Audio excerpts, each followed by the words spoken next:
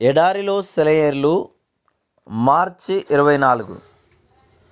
అప్పుడు యాకోబు, నా తండ్రి అయిన అబ్రహాము దేవా, నా తండ్రి అయిన ఇస్సాకు దేవా, నీ దేశమునకు నీ బంధువుల యొద్దకు తిరిగి వెళ్ళుము, నీకు మేలు చేసేదనని నాతో చెప్పిన యెహోవా, దయచేసి నన్ను తప్పించుము. ఆదికాండము 32వ అధ్యాయము 9-11 వచనములు.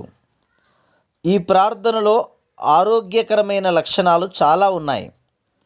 మన ఆత్మీయ అంతరంగాన్ని శ్రమల కొలిమిలో కరిగించి ఇలాంటి ప్రార్థన మూసలో పోయాలి.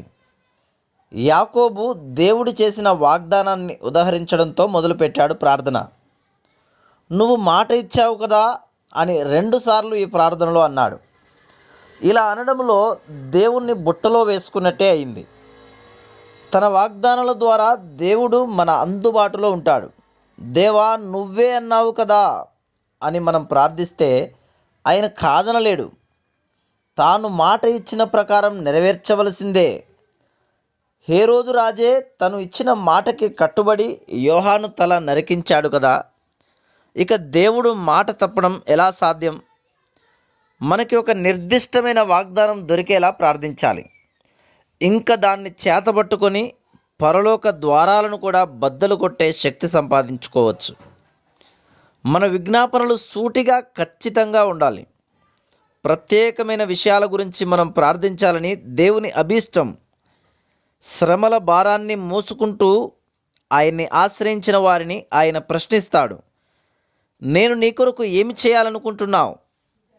దేవుని నుండి ఖచ్చితమైన జవాబు రావాలని నువ్వు కోరుకుంటే నీ ప్రార్థన కూడా ఖచ్చితంగా ఉండాలి. ప్రార్థనలకు జవాబు రావడం లేదని దిగులు పడుతుంటాం. మన ప్రార్థనలు డొంకతిరుడుగా ఉండడమే దీనికి కారణం. నీకు కావలసిందేమిటో స్పష్టంగా అడగాలి. ఖాళీ బ్యాంకు చెక్కు నీ దగ్గర ఉంది. నీకు కావలసిన మొత్తం దానిలో నింపి పూర్తి చేసి యేసు పేరట దాన్ని పరలోకములో ఇచ్చి నీకు కావలసినంత మొత్తాన్ని పొందు. దేవునితో వ్యవహరించడం నేర్చుకో.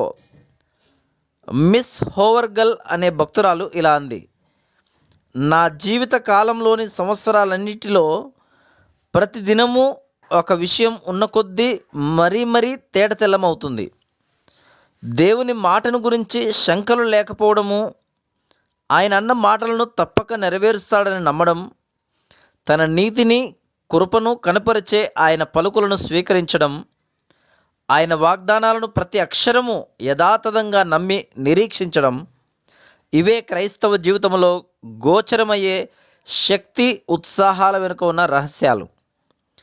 క్రీస్తు మీకిచ్చిన మాట, వాగ్దానం, ఆయన మీకోసం చేసిన త్యాగం, ఆయన రక్తం, వీటన్నిటినీ వెంట తీసుకెళ్ళండి.